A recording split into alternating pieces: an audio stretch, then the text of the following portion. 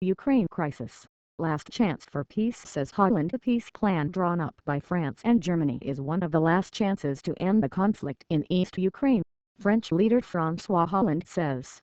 German Chancellor Angela Merkel said it was unclear if the plan would succeed, but it was definitely worth trying. Mr. Hollande said the plan would include a demilitarized zone of 50-70 kilometers 31 to 44 miles around the current front line. The leaders are attempting to end the fighting in Ukraine between government troops and pro-Russia rebels. Russia is accused of arming pro-Russian separatists in eastern Ukraine, claims it denies. Mr. Hollande and Mrs. Merkel are due to discuss the peace plan with Russian President Vladimir Putin and Ukrainian leader Petro Poroshenko by telephone on Sunday. Few other details have emerged, but the plan is thought to be an attempt to revive a failed ceasefire deal signed in Minsk, in Belarus, in September. Since then, the rebels have seized more ground, raising alarm in Kiev and among Ukraine's backers. The UNSA's fighting has left nearly 5,400 people dead since April, when the rebels seized a big swathe of the Luhansk and Donetsk regions following Russia's annexation of Crimea.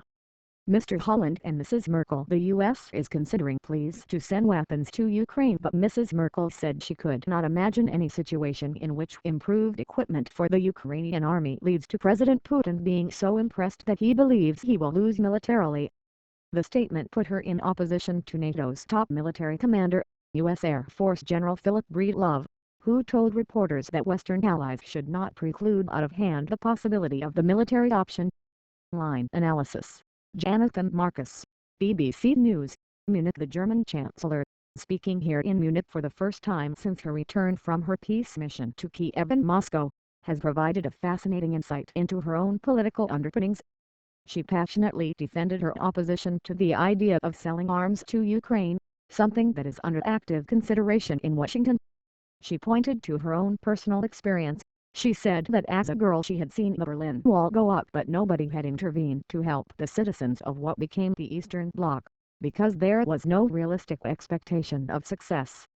Her implication was that this realism was needed now. Her view is that no amount of weaponry will convince Mr. Putin that Russia would lose militarily. More arms, she insisted, would lead to more victims.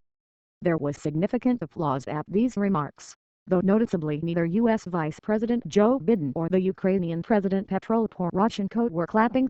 Visited Kiev and Moscow earlier this week, in what appeared to be a speedily arranged visit to discuss the peace proposal.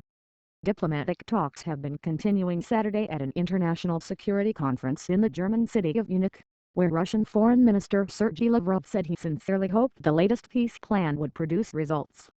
Mrs. Merkel told the conference that while there was no guarantee diplomacy would succeed, it was essential to try. "I believe we owe that much to those who are affected in Ukraine," she said. Mr. Hollande told French TV that eastern Ukrainian regions would need extensive autonomy. "These people have gone to war," he said. "It will be bombs beyond the battle zone. We have seen an increase in the supply of heavy equipment, artillery, tanks, advanced air defense systems," he said.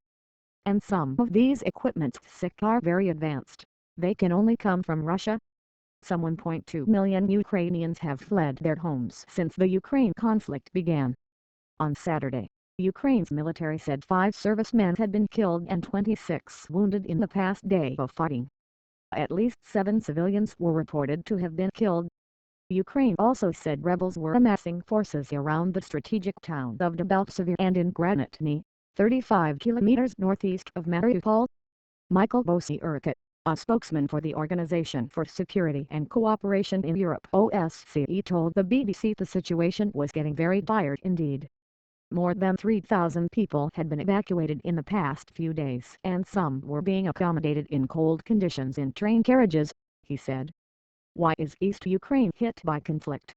What was Minsk's ceasefire deal? The BBC's Sarah Rainsford in Moscow says that any peace plan would have to address the root of any new ceasefire line, given the rebel advances of recent weeks, how to enforce it, and the future status of the conflict zone. Russia is still denying any direct role in the conflict, while Kiev insists above all that Ukraine must remain united, our correspondent says. Mr. Putin said there was no war, but there was an attempt to curb Russia's development. Western sanctions could not be effective against Russia, he told a labor union conference in Sochi, but they could cause certain damage. Meanwhile, NATO Secretary-General Jens Stoltenberg told the BBC that he had seen evidence of increased support for the rebels from Moscow. Difficult to make them share a common life.